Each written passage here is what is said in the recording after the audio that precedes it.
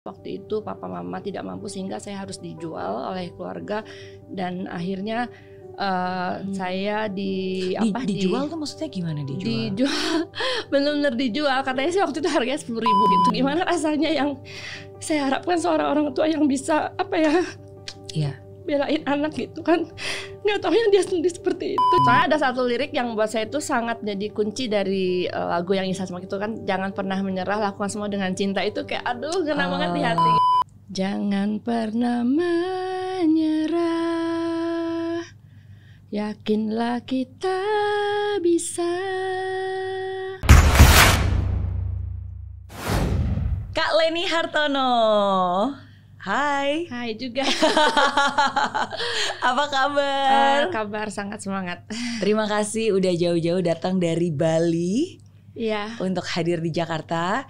Hadir ke sini lebih tepatnya, dan kita mau ngobrol-ngobrol lebih banyak nih karena ada banyak banget inspirasi dan hal-hal yang pastinya bisa kita gali dan bisa kali ini bagikan. Amin, terima kasih untuk kesempatannya. Sama-sama. Dan anyway, kalau di Friends of Mary Riana ini kita 8+1. Jadi nanti saya akan menanyakan 8 pertanyaan yang harus dijawab oleh Kak Leni. Tapi di akhir nanti Kak Leni boleh menanyakan 1 pertanyaan apapun juga ke saya, yang nanti juga akan saya jawab. You can ask anything. Siap. Oke. Jadi mungkin pertanyaan pertama dulu deh, supaya orang juga bisa lebih kenal dan lebih tahu. Karena kalau saya lihat dari perjalanan hidup dan begitu banyak hal-hal karya-karya yang dilakukan oleh Kak Leni itu banyak banget. Tapi dari semua hal itu, apa yang membuat seorang Leni Hartono bangga terhadap Leni Hartono? Yang paling bangga ya, yang paling bangga sih menurut aku waktu pas bisa hadir di Las Vegas Jewelry Show beberapa tahun yang lalu. Kayaknya buat aku itu yang paling bangga banget, soalnya pada akhirnya aku seorang Leni Hartono yang notabene yang nggak berpendidikan tinggi gitu ya, nggak berpendidikan formal, cuma kelas 1 SMP aja sekolah, yang sempet dibully teman-teman sekolah dulu, terus yang sering diremehkan orang gitu kan. Terus pada akhirnya benar-benar bisa menginjakan kaki di Las Vegas beberapa tahun yang lalu itu bukan cuma sebagai turis, tapi benar-benar saya datang itu ke sana bawa jewelry saya silver and gold, and saya sebagai businesswoman ke sana. Wow. Satu-satunya dari Bali perempuan yang ada di sana do my own show gitu loh. Kayaknya buat saya itu bangga banget, dan itu udah kayak klimaks banget buat saya di dalam pencapaian bisnis gitu. Aduh, seneng banget. Sebuah hal yang nggak pernah diimpikan sebelumnya. Akhirnya aku nyampe juga ya, karena di Las Vegas JCK itu benar-benar kayak the biggest show every year di bidang jewelry business gitu. Tahun berapa tuh berarti pas ke Las Vegas? Kalau nggak salah 2019 ya. Oke, sebelum pandemi berarti sebelum ya. Pandemi waktu banget itu ya. Dan itu aku seneng banget. Bangga banget akhirnya bisa ada di sana gitu loh. Iya, karena menuju ke sana kan berproses. Betul. Butuh persiapan dan juga butuh banyak biaya dan juga support ya dari teamworknya, dan itu benar luar biasa banget. Akhirnya kami bisa sana dan sukses gitu loh. Berarti kalau gitu kalian ini sebagai apa, kan entrepreneur juga, kayak tadi kan bikin perhiasan perak, silver and gold jewelry ya kan. Tapi sebenarnya desainer juga. Iya kan? Saya lebih senang ke bagian desain, lebih ke bikin konsep-konsep gitu loh. Jadi tapi nanti untuk desainernya, untuk menggambar sketsnya ada di kantor saya, punya teamwork sendiri. Oke. Terus nyanyi juga katanya. Jadi nyanyi baru-baru sih nyoba gitu lah, iseng pengen nyoba siapa tahu saya bisa bersumbang sih gitu di dunia tarik suara juga gitu. Oke. Tapi untuk bisa mendapatkan begitu banyak hal yang bisa dialami sampai hari ini, kayak tadi kan akhirnya bisa showcase your karya-karyanya bahkan di Las Vegas. Itu kan pasti semua berawal dari perjalanan hidup yang tidak mudah, termasuk masa kecil. Nah, jadi pertanyaan saya yang kedua, apa nih masa kecil yang paling diingat? Yang paling diingat itu buat saya itu lebih waktu masa sekolah ya. Karena di masa itu nggak bisa dilupakan banget. Itu sedih banget kalau setiap kali sekolah itu ngeliat teman-teman itu kebanyakan diantar dan dijemput orang tuanya. Itu yang paling saya nggak bisa lupain karena saya nggak punya gitu. Lahirnya di mana? Lahirnya di Cirebon. Tapi habis itu karena banyak masalah keuangan mungkin di keluarga. Waktu itu papa mama tidak mampu sehingga saya harus dijual oleh keluarga, dan akhirnya saya dijual tuh maksudnya gimana dijual? Benar-benar dijual. Katanya sih waktu itu harganya 10.000 ya. Saya waktu itu dijual oleh orang tua saya, lebih tepatnya oleh papa saya, karena setiap tahun tuh mereka melahirkan anak, mama saya melahirkan anak, terus tiap kali anak perempuan itu mereka jual. Katanya anak perempuan tuh cuma nyusahin orang gitu kayaknya ya. Jadi yang mereka keep hanya anak laki-laki, dan saya itu nomor 9 dari 14 bersaudara. Wow. Ya setiap tahun lahirin anak, setiap tahun anak perempuan ya dikasih-kasihin orang, kalau nggak dijual. Itu sih menurut ceritanya, tapi katanya benar seperti itu gitu. Iya, dan dijual, dan orang yang dalam tanda kutip membeli atau mengadopsi itu waktu itu di Bandung, kebetulan katanya keluarga tersebut tidak punya anak, jadi kayak mancing gitu istilahnya orang dulu kan. Tapi ternyata konon katanya ceritanya 1 bulan saya di sana itu saya sakit-sakitan terus. Pada akhirnya keluarga ini bilang nggak cocok di kami. Akhirnya saya diserahkan ke semacam kayak yayasan panti asuhan gitu deh, tapi yayasan keagamaan gitu. Jadi saya dibesarkan di sana pada akhirnya. Gitu. Dari usia berapa yang kalian ini mulai mengingat gitu? Waktu itu sih karena ada fotonya juga. Waktu itu saya berumur 10 bulan waktu dijual sama orang tua saya. Wow. Tapi waktu pas dipindah ke yayasan itu sudah hampir 1 tahun. Usia saya waktu itu bayi 1 tahun. Bayi 1 tahun ya, berarti udah berpindah 3 kali tuh berarti kan, dari yang orang tua kandung dijual ke orang yang di Bandung yang tujuannya mungkin mama aja yang memungut anak mengadopsi, tapi ternyata sakit-sakitan nggak cocok, dan akhirnya diserahkan terus karena demam 1 bulan akhirnya udah dikasih ke sana gitu. Oke. Di pantinya tapi tetap di Bandung atau balik ke Cirebon? Juga. Oh di Bandung. Oke. Dan disitulah akhirnya bertumbuh dan disekolahkan. Iya, tapi cuma sampai kelas 1 SMP saja. Katanya kamu kan perempuan bisa baca aja udah cukup gitu. Jadi nggak di sekolah lagi. Iya. Yang paling diingat di masa sekolah itu? Iya, paling diingat dan paling sedih selalu lihat kalau orang lain tuh kok dijemput sama diantar sama papa mama, dan saya nggak punya. Itu sedih banget sih. Bagaimana cara kalian ini untuk bisa menghibur diri sendiri di saat itu? Ya paling hanya berharap aja suatu hari bisa ketemu orang tua gitu.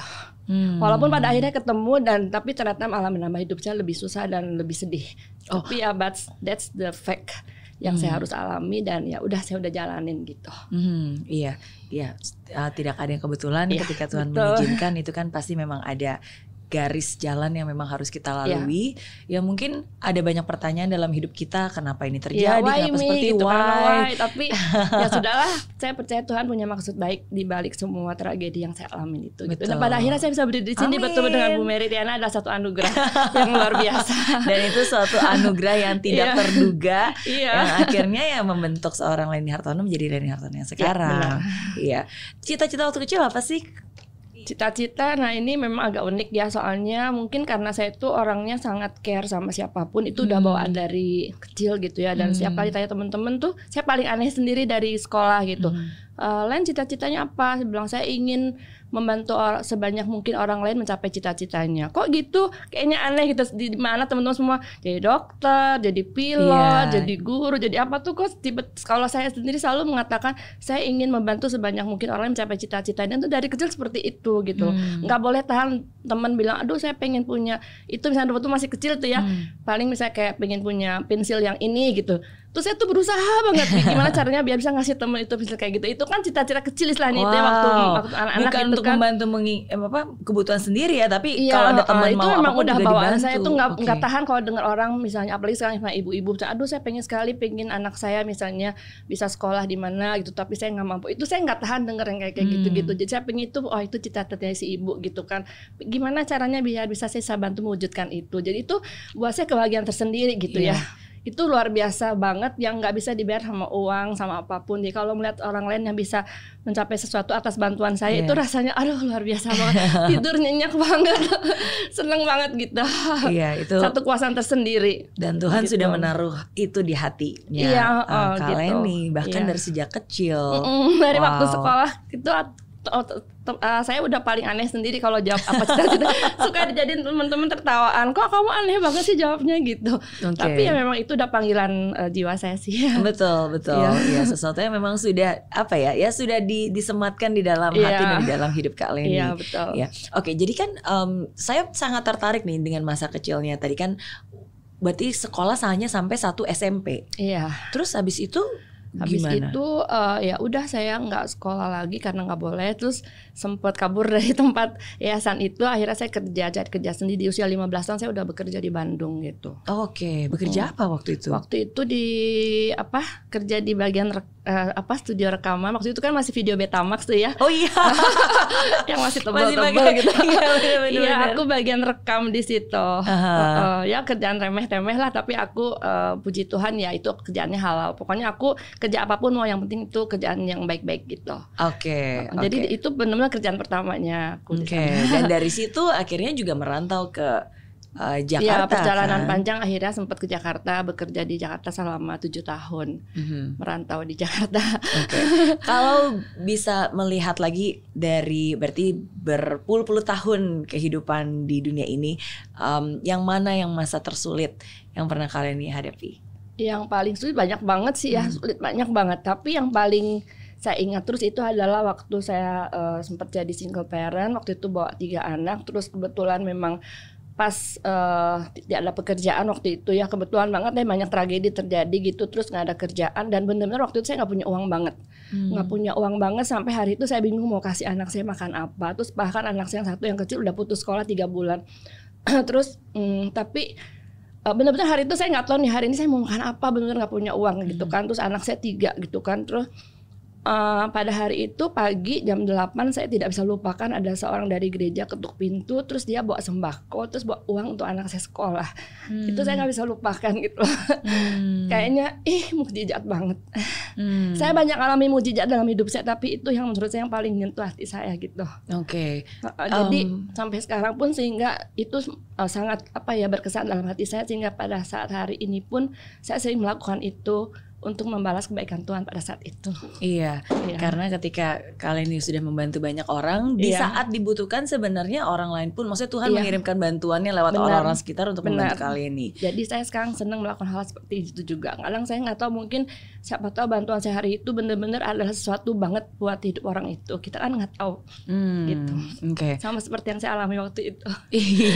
Iya. Oke, mungkin kalau gitu saya ingin mundur sedikit ya untuk supaya kita semua bisa tahu the journey dan the process gitu. Karena kan kalau tadi kita runut balik lagi lulus SMP sebenarnya meluluskan diri karena memang nggak bisa lanjut lagi ya kan, 1 SMP akhirnya harus kerja di Bandung. Pada saat itu kerja serabutan lah, tapi pekerjaan kecil tetap dilakukan dengan sungguh-sungguh. Terus akhirnya memutuskan untuk merantau ke Jakarta di usia 19 tahun. 19 tahun. Iya. Dan di Jakarta waktu itu nggak punya siapa-siapa dong ya, nggak kenal siapa-siapa. Iya, tapi waktu itu sebenarnya ada yang terpotong di situ adalah saya akhirnya bertemu dengan orang tua saya gitu. Pada akhirnya sempat ketemu, walaupun sangat tragis dan sangat menyedihkan.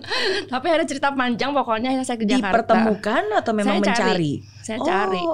Cari. Dan itu sangat melukai hati saya dan tidak akan terlupakan seumur hidup saya. Gitu. Karena bagaimana bayangkan seorang anak yang sudah bertahun-tahun berdoa, menangis, meratap, ingin bertemu orang tua, tapi pada saat bertemu malah lebih kecewa lagi gitu. Itu hancur banget hatinya. Gitu. Tapi saya harus jalani itu. Umur berapa tuh berarti waktu itu begitu tahu? Umur 19 tahun itu. Jadi dari Bogor mencari dari Bandung mencari lagi ke Cirebon. Ketemu lagi di Cirebon. Tapi itu tidak bisa dilupakan, sangat sedih. Iya. Apakah bisa diceritakan mungkin apa yang paling menyedihkan pada saat itu?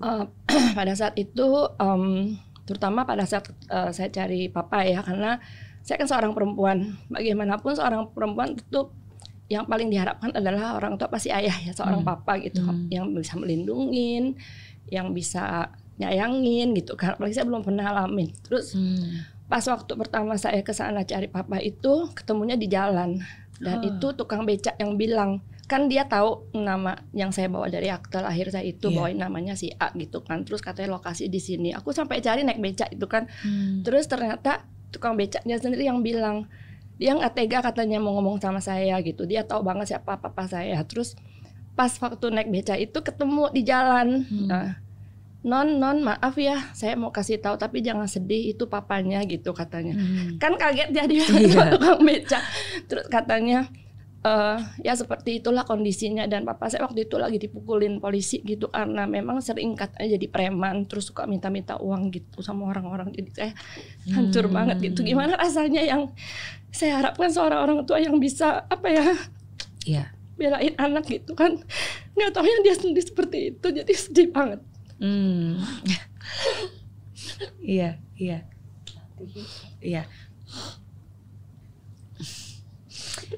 Ya tapi begitulah keadaannya. Terima kasih. Tapi justru saya melihat mungkin karena papa dan mama tahu bahwa mungkin cara terbaik untuk bisa menyediakan masa depan anaknya pada saat itu ya mungkin dengan terpaksa memberikan atau menjual, karena pada akhirnya kan mungkin sekarang jauh lebih baik daripada pada saat itu. Menurut saya karena Tuhan baik. Karena Tuhan baik sehingga apapun kondisi keluarga saya memang apa ya, istilahnya susah dan tidak bertanggung jawab terhadap anak-anaknya sendiri.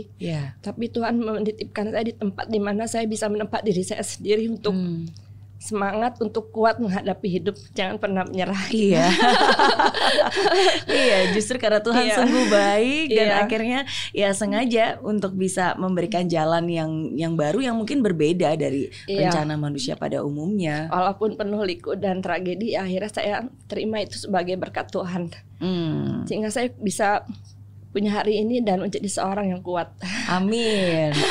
Dan apapun juga kesulitan yang dilalui itu bisa menjadi kekuatan bagi banyak orang. Amin. Pada saat itu akhirnya sempat komunikasi nggak? Papa jadi tahu? Oh, sempat bertemu. Sempat ketemu mama, sempat, tapi ya terlalu banyak luka. Ya kadang di hidup ini mungkin kita hanya perlu untuk melangkah ke depan. Kadang-kadang mungkin memang ya nggak ada gunanya juga kita kembali ke masa lalu dan mencoba mencari masa lalu dan mencoba untuk jalan mundur gitu kembali. Ya ada saatnya dimana ya udah mungkin memang harus maju ke depan dan melihat apa yang memang sudah disediakan di depan mata. Dan yang penting buat saya itu saya bisa mengampuni mereka. Itu buat saya legowo dan saya bisa melangkahkan kaki saya dengan lebih ringan dan mencapai impian saya satu-satu. Yes. Dan akhirnya Tuhan mempertemukan lagi juga dengan orang-orang yang baik dalam hidup Kak Leni. Betul. Yang akhirnya dari Jakarta walaupun susah harus harus jalan sampai kaki lecet-lecet. Bener? Iya. Waktu itu tahu sih. Waktu itu ngapain jualan ya? Waktu itu ngapain? Waktu itu karena saya kan orangnya seneng mencoba sesuatu gitu kan. Saya pikir pengen coba wira swasta gitu. Terus akhirnya saya sempat ke Senen waktu itu kan banyak tuh di sana yang sekarang tuh kayaknya masih ya di Kalibaru itu percetakan yang menjualkan jasa dari setting layout, habis itu sablon, habis itu printing mesin segala macam, dan aku bener-bener mau coba itu gitu loh. Saya pengen mandiri, saya mau coba, mau jajal akhirnya. Terus waktu itu sempat dari tempat kos itu jalan gitu karena saya kan ngirit yang ada uang, jadi jalan mau setiap hari ke sana tuh lumayan jauh ya, itulah karena pas-pasan hidupnya. Tapi saya mau coba, akhirnya benar-benar saya punya sepatu cuma satu itu aja, sampai bolong-bolong sepatunya, sampai kaki saya kepanasan, sampai tebel kulitnya gitu kan. Ya kepanasan, kehujanan, bela-belain supaya ngirit biar nggak naik bajai karena kan mahal gitu loh, bisa buat makan. Terus akhirnya juga sempat nawarin stationery itu, naik bis gitu kan. Aduh pokoknya udah desak-desaan dengan segala macam orang gitu. Udah ngalamin lah naik turun bis, dari ketok pintu sana sini untuk nawarin itu. Ya udah mencoba mental saya sendiri, saya harus kuat bisa, sama seperti Bu Mary. Sama, karena ketika pertama kali aku tahu tentang hal itu ya, wah kali ini sampai jalan panjang, sampai kakinya sampai udah basah kuyup, sampai kering lagi. Aku tuh dalam hati kayak pikir, wah langsung lihat kaki saya pikir, wah ternyata bukan cuma kaki saya doang yang kapalan. Sampai kapalan ya karena panas betul, kan itu gitu. bukti nyata gitu. Sampai betis gede gitu kan. Karena sama sih kayak waktu dulu pas lagi aku merantau di Singapura pun, walaupun sebenarnya kan kalau di kampus atau mau kemana-mana tuh ada shuttle bus. Shuttle bus itu sebenarnya jauh lebih murah, cuma 10 sen dibandingkan kalau bus-bus lainnya 60 sen. 10 sen tuh bagi murid-murid situ mah murah lah gitu kan, daripada capek-capek panas-panas. Tapi bagi saya 10 sen aja tuh berharga. Saya lebih baik saya jalan kaki mau panas-panas capek-capek. Ya nggak apa-apa gitu kan, demi mengirit 10 sen. Betul. 10 sen berarti berapa tuh? 1.000 rupiah. Saya sampai ingat katanya Bu Mary kan sampai bela-belain makan nasi cuma sama kuah doang. Oh iya. Aku ingat terus cerita itu, sampai aduh aku itu akan ingat selalu. Betul. Nasi putih pakai toge dan pakai kuah. Sampai orangnya sampai hafal katanya. Untung-untung kalau kuahnya ada sedikit daging lumayan rezeki tambahan protein hari itu. Iya betul. Jadi aku ketika tahu tentang hal itu, ya itu mengingatkan saya sih, wow, this is a tough woman. Ya, bahwa sebenarnya luka-luka yang mungkin nggak terlihat di badan kita, kapalan lah, mungkin tangan kasar atau betis gede itu, ya itu adalah kenangan sih yang bukti menjadi perjuangan hidup dan itu yang menjadikan siapa kita sekarang gitu. Amin. Ya walaupun mungkin sekarang kita sudah lebih nyaman dan mungkin lebih lebih tidak berkekurangan seperti dulu, ya tapi hal-hal itu kadang-kadang kalau saya ngeliat tangan kaki saya gitu itu yang mengingatkan akan masa-masa yang membentuk kita menjadi seperti saya sekarang, kita saat ini. Betul banget. Gitu. Dulu mah nggak ada pedicure-pedikuran lah. Iya sih. Oke. Tapi Tuhan pasti selalu melihat prosesnya sih. Setiap proses kerja keras, dan akhirnya itulah yang membawa Tuhan membawa Kak Leni dari Jakarta akhirnya ke Bali dan bertemu seseorang yang akhirnya mengubah hidup Kak Leni juga kan? Iya betul. Ketemu sama seorang jewelry designer namanya Janice Gerardi yang waktu itu sempat cari kerja kan karena nganggur juga di situ. Terus saya bilang saya tidak punya ijazah. Terus beliau bilang I don't need it gitu loh. Yang penting bahasa kamu mau kerja keras. Dan di sana saya benar-benar bekerja untuk tidak mau mengecewakan beliau yang sudah memberikan saya kesempatan untuk bekerja di bidang jewelry itu. Yang pada akhirnya saya benar-benar belajar dari nol dari beliau gitu. Oke. Tahun berapa berarti akhirnya pindah ke Bali? Pas sebelum kerusuhan Mei itu 98. Oke. Jadi saya sempat lihat kerusuhan itu di TV waktu saya sambil kerja. Wow. Ya, dan puji Tuhan saya waktu itu di sana baru pertama kali masuk kerja di situ. Oke. Iya, berarti kali ini di Bali, waktu itu saya lagi di Jakarta pas lagi kerusuhan. Iya, betul. Dan akhirnya itu membuat saya merantau ke Singapura pada saat itu. Oh, hafal ya. Tahu ceritanya. Udah baca bukunya. Thank you. Tapi seringkali merantau itu yang membuat kita jadi wanita yang lebih tangguh sih. Iya betul. Ya, walaupun siapa juga yang mau ditempas sesusah itu kan. Betul. Iya. Yang penting buat saya apapun yang saya kerjakan itu adalah suatu hal yang baik, yang halal gitu. Jadi saya nggak pernah menyalahkan. Jadi saya pikir walaupun saya punya 1000 alasan untuk mengatakan bahwa Tuhan kenapa hidup saya seperti ini, tapi saya punya 1000 alasan lain yang mengatakan bahwa Tuhan sangat baiklah sama hidup saya. Buktinya saya punya hari ini. Iya. Gitu. Setuju, sangat setuju. Oke. Nah, lalu berarti pindah ke Bali membangun usaha jewelry. Kita masih bekerja, belum bangun usaha sendiri. Oke, terus kapan memutuskan untuk mulai usaha sendiri? Itu juga banyak cerita yang terputus, tapi pada akhirnya to make long story short, ya tahun 2005 saya mau mencoba bisnis jewelry sendiri dari rumah. Waktu masih di garasi, di dapur gitu. Orang yang kerjanya, tapi puji Tuhan sampai sekarang orang tersebut yang bekerja sama saya di dapur dan di garasi itu masih bekerja dengan saya. Wow, sampai hari ini. Luar biasa. Dan beberapa dari mereka sudah 17 tahun lebih kerja. Terima kasih buat semuanya yang masih ikut sama aku dari susah dan tetap percaya ya. Dan mereka yang akhirnya juga membawa brandnya ke Las Vegas pas lagi fashion show, pas lagi show kemarin ini kan, jewelry show kan. Oke. Nah, terus berarti berkeluarganya tahun berapa nih waktu itu? Tahun tunggu sebentar. Bisnis dulu atau berkeluarga dulu, punya anak dulu? Waktu itu tahun berapa yang pertama ya? Habis yang kedua tahun 2005. Oh, oke. Di Bali. Oke. Kan berarti udah punya usaha yang udah dirintis, walaupun mungkin awalnya rintisnya kecil-kecilan, tapi kan pasti berkembang dan bertumbuh. Tapi kenapa tadi saat tersulitnya adalah bahkan untuk memberi makan anak sendiri aja sulit. Apa yang terjadi dengan soalnya bisnisnya? itu ada banyak cerita yang terpotong gitu ya. Jadi waktu itu saya sempat ke Jakarta. Waktu itu saya kan divorce gitu ya. Terus bawa anak 3. Habis itu banyak hal terjadi di Jakarta. Akhirnya saya kehilangan pekerjaan dan saya kembali ke Bali. Dan pada saat kembali ke Bali itu saya benar-benar nggak punya apa-apa waktu itu gitu loh.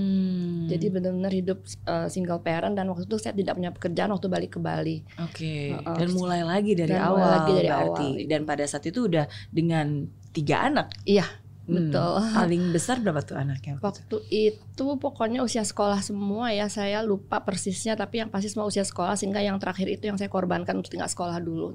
Gitu, sempat putus sekolah. Oke. Iya. Tapi Tuhan baik. Tapi Tuhan sangat baik. Tuhan menyediakan. Tuhan menyediakan Setiap hal yang dibutuhkan. Amin. Tuhan luar biasa. Tuhan luar biasa. Amin. Oke. Nah, kalau kita tadi berbicara tentang proses masa sulit, tapi saya juga percaya pasti ada hal-hal mukjizat yang terjadi dalam hidup seorang Leni Hartono. Jadi apa nih, the most spiritual thing, hal yang paling spiritual, yang paling mukjizat, yang paling ajaib yang Tuhan izinkan terjadi dalam hidup Kak Leni? Apa ya, bingung jawabnya. Kayaknya banyak, tapi mungkin yang paling berkesan buat saya adalah bagaimana seorang Leni Hartono sekarang ini bisa selalu menjadi motivator buat teman-teman di sekitarnya. Mungkin buat saya itu satu mukjizat ya, bagaimana seorang saya yang dulu udah terpuruk banget gitu kan, hancur-hancuran banget, tapi sekarang ini menurut teman-teman sih di mana ada saya selalu ramai dan selalu kamu tuh bikin orang semangat banget sih gitu katanya, kayak nggak ada capeknya gitu. Iya, pertama kali saya ngeliat Kak Leni ada di sini aja langsung wow, sebelum berucap kata tuh udah kerasa semangat, aura positif dan teman-teman selalu bilang energi gitu. Vibrationsnya. Jadi bagi saya mungkin itu mukjizat yang terbesar yang Tuhan berikan buat hidup saya. Jadi dimanapun saya berada, katanya saya tuh kayak bawa vibes yang positif buat teman-teman, jadi kayak semua tuh kayak ikut semangat gitu loh. Pembawa sukacita. Iya juga, dan lebih ke semangat sih sebenarnya. Dan semangat. Iya, gitu. Jadi aduh seneng banget kayaknya. Buat saya mukjizat banget, gimana caranya itu yang dari dulu udah, padahal saya sendiri dari dulu tuh terus terang waktu saya kecil ya, maaf ya saya boleh mengatakan bahwa saya tuh setiap hari berdoa tuh, Tuhan saya pengen mati aja, Tuhan saya pengen mati aja. Besoknya masih hidup. Kenapa sih Tuhan saya masih hidup? Saya pengen mati aja, selalu begitu kan gitu. Tapi ternyata sekarang bagi teman-teman saya adalah satu berkat di mana saya berada. Katanya di situ mereka jadi semangat. Jadi aduh kayaknya itu mukjizat banget gitu ya. Tuhan bisa merubah seorang yang tadinya udah pengen mati terus, tapi sekarang malah jadi penyemangat buat orang-orang di sekitar saya. Jadi kayak itu tuh mukjizat terbesar dalam hidup saya. Iya. Tuhan aja nggak nyerah kok sama kita, masa kita sendiri yang mau menyerah. Lagunya jangan pernah menyerah. Itu pas banget dibikin sama Kak Bambi. Oke. Itu kapan sih mulai kapan akhirnya buat lagu itu Jangan Pernah Menyerah? Itu sebetulnya waktu itu kan awalnya Bintang, anak saya yang keempat itu kan buat lagu sama Kak Bambi. Terus pada saat proses Bintang mau rekaman itu saya ditawarkan, katanya kenapa nggak mamanya justru sekalian nyanyi gitu kan. Terus saya pikir-pikir, wah itu tantangan banget ya. Berpikir untuk jadi penyanyi pun enggak, karena saya tahu lah suara saya pas-pasan gitu. Tapi karena saya orang yang nggak pernah mau nyerah dan selalu mau coba sesuatu yang baru, saya pikir why not, siapa tahu dengan lagu ini yang diciptakan akhirnya dengan judul Jangan Pernah Menyerah bisa menjadi inspirasi bagi orang lain, bahwa walaupun kamu udah istilahnya seperti saya nih udah usia 51 tahun nggak pernah berhenti untuk mencoba berkarya dan menjadi inspirasi bagi orang lain. Jadi usia bukan jadi halangan buat saya untuk berkreasi gitu loh. Walaupun dalam satu dunia tarik suara yang sama sekali saya belum pernah. Ya why not, aku coba. Gitu. Karena kan ada tujuan yang lebih besar yang untuk ingin bisa menyampaikan semangat itu, message yang jauh lebih penting daripada daripada mungkin bakat nyanyi. Maksudnya daripada ketidaknyamanan kita untuk belajar, ya kan. Berapa lama berarti proses bikin lagunya? Itu cepet sih, waktu itu sempat bolak-balik Jakarta untuk coaching klinik vokal. Waktu itu sempat kurang lebih 2 bulan lah ya bolak-balik Jakarta untuk latihan dulu vokal, karena aku kan nggak ada basic nyanyi. Habis itu sama Kak Bambi sendiri prosesnya cepet banget, beliau sangat antusias banget. Terus memberi saya kepercayaan bahwa pasti saya bisa gitu kan. Akhirnya rekaman, kalau nggak salah cuma sekitar 2 atau 3 jam tuh rekaman, habis itu selesai. Dan itu saya surprise banget gitu loh, kayak ternyata jadi juga ya. Mungkin karena chemistry yang bagus antara saya dan pencipta lagunya gitu. Jadi kita saling menyemangati. Betul. Gitu. Dan karena ada makna di balik lagu itu juga kan, yang akhirnya mendorong dan membuat kali ini akhirnya juga bisa. Soalnya ada satu lirik yang buat saya itu sangat jadi kunci dari lagu yang Isa Semak itu kan, jangan pernah menyerah, lakukan semua dengan cinta. Itu kayak aduh ngena banget di hati gitu. karena apapun yang dilakukan tanpa cinta kan meaningless. Jadi itu buat saya adalah kata kunci yang sangat indah di lagu tersebut. Lakukan semua dengan cinta. Lakukan semua dengan cinta. Oke. Nyanyi dong. Mau jadi penasaran. Aduh, suara saya nggak bagus. Beneran nih. Beneran. Di refnya aja ya. Aduh, oke baiklah. Ya. Jangan pernah menyerah, yakinlah kita bisa lakukan semua dengan cinta. Jangan pernah menyerah. Wow. Oke. Wow, itu hanya baru sebagian dari liriknya. Ya. Tapi beneran sih, jangan pernah menyerah, lakukan semua dengan cinta. Iya. Itu kata-kata yang luar biasa, powerful. Iya. Nggak sabar pengen dengerin lengkapnya nih. Udah ada dong? Ada di mana nih? Di semua platform musik udah ada, udah bisa di-download di iTunes, Spotify, dan masih banyak lagi yang lain. Oke. Dan dengar-dengar juga nanti akan sedang lagi dalam proses pembuatan video klipnya ya. Iya, mudah-mudahan November. Amin. Oke, ditunggu. Ya, terima kasih. Oke. Jadi ada banyak banget ya pencapaian, sesuatu hal yang mungkin memang diusahakan, tapi ada juga lebih banyak lagi hal-hal yang sebenarnya itu tambahan anugerah mukjizat dari Tuhan yang sebenarnya nggak diusahakan, dikasih bonus gitu kan. Tiba-tiba ketemu Kak Bambi juga, buat saya itu anugerah banget, bonus yang sampai saya nggak kepikiran bisa buat lagu gitu kan, saya bisa nyanyi, akhirnya kesampaian juga. Dan ya mudah-mudahan sih harapan saya lagu itu akan menjadi inspirasi buat orang lain juga gitu. Amin. Nggak kelihatan loh usianya 51 tahun. Mungkin karena saya semangat terus, yang terus kalau bilang, Len kamu minum jamu apa sih? Saya bilang enggak, mungkin karena saya overdosis semangat, saya bilang gitu. Kayaknya satu hari 24 jam tuh nggak cukup buat saya gitu. Kayak saya selalu ingin melakukan banyak hal. Iya, gitu. Vitamin C sama vitamin S. Apa itu? Vitamin C kan cinta.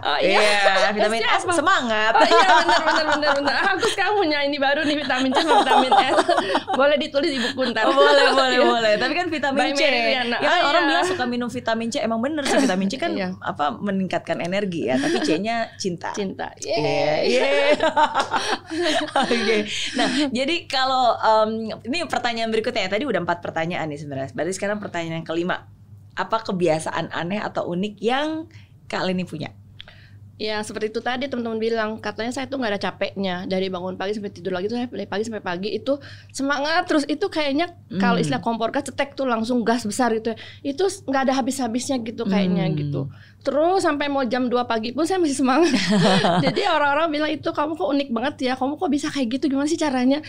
Saya bilang nggak ngerti, emang udah bawaan dari kecil seperti itu gitu. Puji Tuhan ya, saya selalu semangat gitu. Jadi itu mungkin yang unik kan, yang selalu teman-teman saya bilang, karena lihat saya tuh nggak pernah capek katanya. Walaupun sebenarnya saya ngerasa badan saya udah remuk ya, tapi ya karena semangat, aduh saya pengen ngelakuin, pengen ini.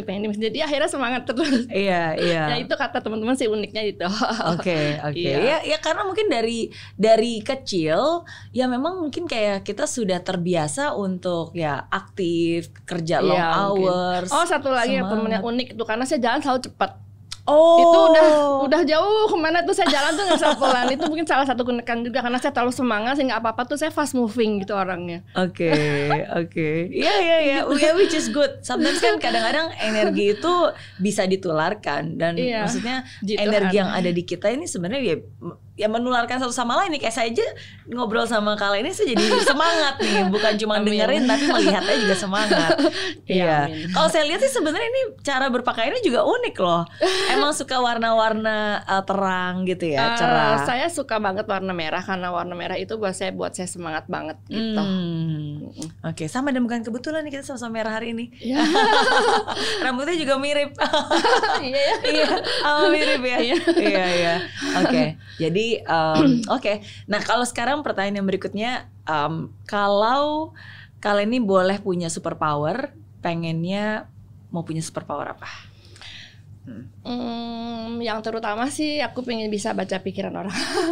Oke. Terutama pikiran dari orang-orang yang saya cintai. Saya pingin, kenapa? Karena saya pingin bisa lebih mengerti orang-orang yang saya cintai ini, sehingga saya bisa lebih mencintai dengan benar, bisa lebih menyukakan hatinya, bisa tahu how to please him more, to menyenangkan anak-anak saya juga. Saya pingin itu aja sih kayaknya. Buat saya itu sangat menyenangkan jika saya bisa baca pikiran orang, kayak tahu ini loh yang dia butuhkan, ini yang dia inginkan, ini yang dia harapkan. Tuh saya wujudkan. Itu kayak sesuatu banget. Kembali lagi ke cita-cita saya, karena itu memang udah kayak bawaan saya dari dulu kayak gitu. Jadi kalau superpower apa ya, saya pengen baca pikiran orang. Oh tahu ibu ini butuh ini, oh ini butuh ini pengen ini, kayak aduh seneng banget, gimana cara saya bisa wujudkan gitu. Itu kayak ya karena memang itu sudah ya keinginan dari kecil, cita-cita yang memang sudah ditaruh di dalam hatinya kalian, sehingga apapun juga kalau diberikan superpowernya untuk bisa mewujudkan itu masih berhubungan. Iya betul, makanya ya itu sih kayaknya seneng banget kayaknya kalau bisa baca pikiran, terutama orang-orang yang saya sayangin ya. Saya tahu sebenarnya itu loh harapannya dia tuh pengen ini, aduh saya mau wujudin gitu. Wow. You have a very good heart. Thank you. Punya hati yang luar biasa, hati yang sungguh-sungguh luar biasa. Puji Tuhan. Puji Tuhan. Anaknya 4 kan sekarang. Iya. Namanya unik-unik nih. Yang pertama prinsesa, yang terakhir bintang. Iya, ini unik semua nih. Ratu dan raja dan bintang gitu. Apa inspirasi dari kenapa anaknya dinamakan itu tadi Princeton, prinsesa? Karena ya saya senang aja sih waktu itu ya, karena itu menjadi pangeran dan putri dari hidup saya. Terus yang terakhir menjadi bintang di dalam hidup saya. Wow. Yang selalu menyinari di malam hari terutama. Amin. Karena sering malam itu saya selalu sedih waktu dulu masih kecil kan, selalu saya menangis gitu. Terus tapi sekarang saya punya anak namanya Bintang, saya bilang bersinarlah sesuai namamu. Dan sekarang pun juga walaupun usianya Bintang berarti berapa 15 tahun, iya. Tapi juga sudah berkarya, tadi katanya bikin lagu. Iya. Iya kan? Jadi model juga kalau nggak salah. Model juga, dan kebetulan dia beruntung tahun ini akan mewakili Indonesia untuk berangkat ke ajang kompetisi Miss Teen Internasional. Wow. Ya, nanti Desember. Sekarang masih bersiap. Puji Tuhan, itu semua anugerah Tuhan dalam hidup saya. Iya, dan luar biasa banget. Dan karena anak itulah akhirnya juga yang membuat seorang Leni Hartono akhirnya membuat fashion line-nya sendiri, betul. Kan? Iya betul sekali. Benar nggak? Iya, karena dia suka modeling, terus pengen fashion show terus tiap minggu, dan akhirnya ya udah saya buatkan baju gitu loh untuk dia dan teman-temannya. Akhirnya keterusan ternyata saya suka gitu loh. Akhirnya saya buat brand saya sendiri, sehingga tahun ini ya sempat beruntung lolos untuk ikut fashion show di Indonesia Fashion Week. Gitu. Itu kemarin kan 2022 kemarin. Iya, kemarin. Seneng banget, rasanya kayak mimpi juga itu. Kayaknya Tuhan selalu memberikan saya bonus gitu, dan itu adalah bonus dari kerja keras. Itu luar biasa banget ya, aku bersyukur banget. Iya, nggak pernah kebayang. Nggak pernah kebayang. Ya siapa sih kamu gitu kan istilahnya. Iya. Tapi akhirnya Tuhan bisa mewujudkan itu semua in His time, in His beautiful time. Yes. Ya, sebenarnya itu satu hal yang selalu saya yakini sih. Tugas kita ya kita hanya perlu untuk taat aja, because with our obedience He can do great things in our life kan. Taat dan mau kerja keras, mau berjuang. Kalau kita taat, nurut dengan ya udah tugasnya nih, ya udah kerjakan gitu kan. Ya sebenarnya dia bisa melakukan banyak hal yang nggak pernah kita bayangkan terjadi gitu. Ya cuma nggak banyak orang mau tetap taat di saat sulit kan. Betul. Kalau semuanya gampang-gampang aja di saat sulit itu susah banget gitu loh. Kalau semuanya gampang-gampang aja sih ayo gitu. Betul. Tapi ketika loh kok kayak gini sih Tuhan. Ya itu sih menurut saya juga luar biasa. Jadi Tuhan menolong saya benar-benar kayak walaupun dalam saya terpuruk sekalipun, saya selalu percaya bahwa saya selalu beriman ada satu hari nanti semua akan indah dalam waktunya Tuhan, dan itu saya imanin banget, dan ternyata terjadi, dan itu aduh benar-benar luar biasa. Ternyata ditambahin bonus-bonus yang lain. Bonus-bonus. Iya. Apa yang paling mungkin kalimat, mantra, apapun itu yang paling ampuh untuk bisa membuat Leni bangkit lagi? Apa yang Leni selalu katakan terhadap diri Leni sendiri di saat paling sulit? Kalau saya sih dalam kerjaan sehari-hari, saya selalu bilang dalam diri saya, if you can do better, good is not enough gitu. Itu selalu saya tekankan dalam kerja apapun, sehingga saya mengerjakan apapun selalu totalitas. In everything I do selalu totalitas gitu loh. Karena kalau cuman bagus aja nggak cukup, kita harus bisa bikin lebih bagus lagi. Kalau memungkinkan kenapa enggak gitu. Jadi itu selalu yang dorong saya. Untuk selalu melakukan apapun totalitas. If you can do better, good is why not enough. ya? Good is not enough. Iya, just do it. and do it better and better and better. Oke. Nah, pertanyaan ketujuh, apa pilihan tersulit yang pernah Kaleni hadapi dan harus ambil dalam hidup? Pilihan tersulit apa ya? Nggak inget sih untuk sekarang ya, lupa apa ya. Soalnya banyak banget sih ya pilihan tersulitnya waktu itu ya, terutama yang berhubungan dengan marital life, yang gitu-gitu sulit banget ya. Tapi ya udah saya jalanin pada akhirnya. Saya putuskan yang terbaik menurut saya dan untuk anak-anak. Oke, ya. And once you make decisions, ya basically semua hal tentang keputusan yang paling penting adalah bukan hanya tentang keputusannya ya, tapi ketika keputusan itu sudah diambil, bagaimana kita menjalaninya. Betul, dan ya berani kan? untuk menghadapi resiko apapun itu yang kita ambil. Betul. Gitu loh. Karena semua keputusan pasti ada resikonya. Betul. Dan itu adalah ya udah siap gitu. Iya, dan seringkali yang terpenting adalah dengan tidak mempertanyakan keputusan itu, karena kalau keputusan itu kita sudah ambil ya udah jalankan, bukan untuk dipertanyakan dan dipertanyakan gitu puji Tuhan, kan. untung aku seperti itu. Benar. Jadi kalau saya udah ambil keputusan apapun resikonya ya udah saya harus move on, because life must go on anyway. Kalau kita terus kepikiran lagi ke sana, kita nggak maju-maju ntar akhirnya. Iya. Walaupun itu berat banget ya, karena buat keputusan pasti banyak yang salah juga. Setuju. But ya udah move on aja. Betul, iya, ya kita jalankan dan kita lakukan yang terbaik ke depan gitu. Betul. Karena kesalahan kebanyakan orang tuh biasanya mereka berandai-andai, oh andaikan dulu nggak kayak gini, andaikan ya. Kan? Berandai-andai nggak akan bisa mengubah apapun juga. Saya termasuk kan? orang yang berani ambil resiko sih. Jadi ya udahlah kalau udah gitu ya udah do my best aja. Whatever the risk is, I just do my best. Oke, ya. Apakah pernah sulit misalnya kayak keputusan, wah kalau gitu nih saya mau menekunin apa nih, karena kan sekarang jadi fashion designer juga, fashion jewelry juga, penyanyi juga, apalagi nih masih banyak banget mimpi-mimpi yang pasti akan mau diwujudkan lagi. Pengen nulis buku. Oh, biar kayak Bu Mary punya buku sendiri. Itu cita-cita banget sih. Tapi memang saya suka menulis. Jadi mudah-mudahan suatu hari nanti kesampaian saya punya buku autobiografi saya sendiri. Either I write it myself or somebody else write it for me. Dan saya juga pengen nulis buku-buku yang lain karena saya suka nulis. Harus ini, harus. Aku bilang harus menceritakan. Suka banget menulis. You should tell your story, karena setiap cerita itu memberikan pembelajaran berharga sih, dan itu juga bukan hanya sebagai kenangan ya, tapi kan pembelajaran. Dan seperti tadi saya bilang, it's amazing gitu, bagaimana dari usia yang cuma beberapa bulan aja udah harus berpindah tangan beberapa kali, di usia yang masa-masa anak-anak gitu ya, masa-masa dimana anak-anak itu kan harusnya nggak perlu mikir banyak, tapi pada saat itu sudah harus memikirkan diri sendiri dan masa depan gitu. Very tough life. Dan bisa menjadi seperti yang sekarang. Amin. Dan akhirnya juga bisa mendidik anak-anak yang luar biasa gitu. Amin. How do you do that? Karena kan sebagai seorang anak yang tidak pernah merasakan kasih sayang orang tua, nggak pernah tahu gitu rasanya didikan orang tua tuh harusnya seperti apa sih? Iya kan nggak pernah ngalamin. Tapi bagaimana cara Kaleni mendidik dan membesarkan anak-anaknya? Mungkin karena berdasarkan pengalaman hidup saya sendiri yang nggak pernah merasakan kasih sayang orang tua, jadi saya tuh udah komitmen banget bahwa anak saya nggak boleh kekurangan kasih sayang. Walaupun saya sempat single parent gitu, tapi anak-anak saya ini nggak boleh sampai kekurangan kasih sayang. Itu menjadi komitmen saya setiap hari. Sampai anak saya sempat bilang ini, sampai lupa katanya kalau anak-anak istilahnya besar sama mama aja gitu. Sampai lupa kalau mereka itu just have only me as a parent. Terus mereka bilang bangga sama mama. Itu udah luar biasa banget. Mereka nggak pernah kekurangan kasih sayang. Iya, dan anak-anak teman-teman pun nggak tahu kalau mereka itu broken home gitu, karena mereka happy life gitu loh. Tumbuh menjadi anak-anak yang sehat jiwa dan raganya. Amin. Semoga suatu saat bisa bertemu dengan mereka-mereka yang luar biasa ya. Ya. Paling besar berarti berapa nih anaknya, umur berapa sekarang? 97 berarti berapa? 25 ya? 97 berarti 25. Iya. 25 dan udah mau merit nanti. Udah mau merit. Wow. Terus yang kedua 23. Bentar lagi punya cucu dong. Mudah-mudahan. Yang ketiga 21, terus bintang dari my second marriage sekarang udah 15 tahun. Oh, wow, udah gede-gede semuanya. Oke. Ya pasti it's a blessing lah, itu salah satu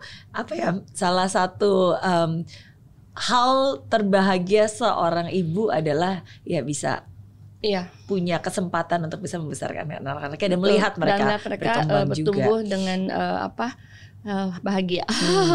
Oke. 7 pertanyaan sudah ditanyakan. Pertanyaan saya yang terakhir berarti apa pelajaran terpenting yang hidup berikan kepada seorang Leni Hartono? Pelajaran terpenting itu ya kembali ke judul lagu itu. Jangan pernah menyerah, apapun yang kamu mau raih, betapa sulit pun latar belakang hidup kamu, selama kamu jangan pernah menyerah, kamu pasti bisa mencapai mimpi. Amin. Jangan pernah menyerah, walaupun susah, jangan pernah menyerah. Jangan pernah menyalahkan keadaan apapun, just do your best, keep going, and then jangan pernah menyerah. Oke. Nggak sabar pengen denger lagu fullnya. Oke. Bakal ada kelanjutan lagu-lagunya nggak nih? Kan setelah ada. Ada? Pasti. Oke. Gimana setelah latihan vokal dan akhirnya rekaman, do you like it? Do you enjoy it? Apakah ini menjadi satu? I like it very much. Dan semoga nanti lagu ini akan menjadi soundtrack film saya di tahun depan, tahun 2023. Oh, wow. Mau buat film? Ya. Film apa? Tapi nggak boleh di-spill dulu katanya. Tapi mudah-mudahan akan baik lagu Bintang dan lagu saya akan menjadi soundtrack di film tersebut. Oh, wow. Oke. Bakalan main juga kah? Bintang saya tidak. Oke. Oh, banyak kejutan-kejutan ini nih yang tidak terduga. Iya. Bocoran dikit. Ada bonus dari Tuhan. Ada bonus dari Tuhan. Iya. Tahun depan 2023 ya, Januari syuting. Oh, Januari udah bakal mulai syuting. Oke. Ditunggu ya. Ya, terima kasih. Judulnya, kisahnya. Bocorannya dikit. Nggak boleh. Belum boleh. Oke, nggak apa-apa, kita doakan aja. Amin. Dan kita tunggu. Yang pastinya dengerin lagunya dulu. Ya kan? Oke. Nah, karena 8 pertanyaan sudah, berarti sekarang kalian ini boleh tanya satu pertanyaan apapun juga ke saya. Oke. You can ask anything. Oke. Saya minum dulu ya biar gak dengar. Oke, karena saya kan ngefans berat nih sama Bu Meriana. Udah dari awal nih pokoknya gila-gilaan ngefans banget. Nah, terus kan ketemu nih, yang ingin saya tanyakan adalah setelah sesukses ini, sehebat ini, kedepannya masih apa sih yang ingin dicapai seorang Mary Riana yang luar biasa? Wow, ini pertanyaannya luar biasa banget. Oke. Mimpi besar seorang Mary Riana apalagi yang ingin dicapai? Mungkin kalau kalian ini nanyanya beberapa tahun yang lalu di beberapa setiap saat hidup saya, pasti jawabannya berbeda-beda ya. Karena ketika saya umur 20 tahunan ditanya mimpinya apa sih? Wah, banyak hal yang ingin dicapai. Ketika saya ulang tahun ke-30 pasti mimpinya berbeda lagi. 40 pasti berbeda lagi. Karena setiap chapter hidup itu banyak hal yang sebenarnya Tuhan berikan dan Tuhan tunjukkan. Dan dari situ saya sadar bahwa sebenarnya di dalam hidup saya, mau seberapapun mimpi saya, ya Tuhan selalu akan mengupgrade lagi dan lagi. Jadi kalau ditanya, apa nih mimpi besar? Saya punya resolusi. Umur 40 tahun sekarang, ya resolusi saya adalah saya ingin bisa menciptakan dampak positif dari Indonesia untuk dunia. Itu that's my 10 resolutions gitu. Tapi apakah itu mimpi terbesar saya? Menurut saya enggak juga, karena ya again, setiap saat Tuhan akan selalu mengupgrade lagi dan lagi dan lagi gitu. Dan saya nggak akan pernah tahu. Jadi kalau benar-benar ditanya, ya berarti saya akan bilang dari yang paling ujung aja. Dan ketika saya melihat di ujung akhir saya, apa sih yang saya mau? Simple sih, saya pengen di akhir ujung saya people celebrate my life.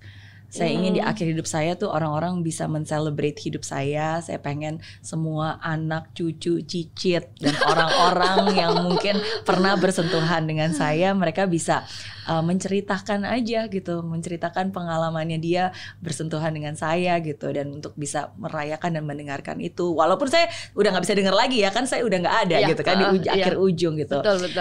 Tapi ya menurut saya itu sih yang saya selalu bayangkan, sehingga ketika itu sudah selesai ya kan, saya bisa bertemu dengan Sang Pencipta, saya bisa lari dan meluk dia gitu, dan saya bisa bilang I finished my race, I've completed the task, and I'm home gitu. Jadi itu sih yang selalu saya bayangkan di akhir ya, karena kalau di tengah-tengah pasti Tuhan akan selalu mengupgrade lebih dan lebih, dan saya sekarang nggak tahu itu bakalan apa lagi gitu. Tapi kalau di ujung akhir itu sih ya ketika saya terharu bisa. banget. It's really great. Ya, semoga semoga Tuhan bisa mendengar dan mewujudkan. Pasti. Dan semoga saya bisa tetap selalu. Soalnya hidupnya sekarang aja sudah menjadi berkat bagi banyak orang. Amin. Itu pasti akan Tuhan upgrade terus. Amin, amin. Sama. I'm inspired by your story. Terima kasih udah menceritakan pengalamannya, dan baru tahu ternyata kan kita udah pernah bertemu sebenarnya. Iya kan? Berapa bulan purnama yang lalu. Iya, lama banget. Berapa tahun yang lalu dulu katanya pernah di yang pas Bali waktu sama kan? James Lee itu aja udah pas waktu saya sempetin, saya punya uang, pokoknya saya harus hadir, duduk paling depan lagi pokoknya. Wow. Gitu. Oke. Waktu itu berarti udah mulai berbisnis dong ya, udah kan. But I'm happy. Terima kasih kalau dulu mungkin kali ini yang duduk mendengarkan cerita saya. Hari ini saya yang duduk mendengarkan cerita kalian. And sekarang saya punya hari ini juga salah satunya adalah karena terinspirasi dari Bu Mary Riana. Thank you. Jadi wujud nyata dari berkat Tuhan yang dititipkan lewat Ibu untuk orang lain. Amin. Dan disalurkan juga dari seorang Leni Hartono ke orang-orang lain yang juga mendengarkan. Terima kasih. Amin. Thank you sekali lagi. Sama-sama. Sukses buat lagunya. Amin. Sukses buat filmnya yang masih rahasia. Dan yang paling saya doakan bukunya. I think banyak orang harus tahu cerita dan perjuangan yang pernah dialami oleh seorang Leni Hartono. Amin. Karena saya yakin itu pasti akan menguatkan dan menyemangati mereka juga yang mungkin sekarang masih dalam berproses. Amin. Terima kasih. Amin. Ibu Mary. Sukses. Terima kasih semuanya ya. Okay. Thank you. God bless.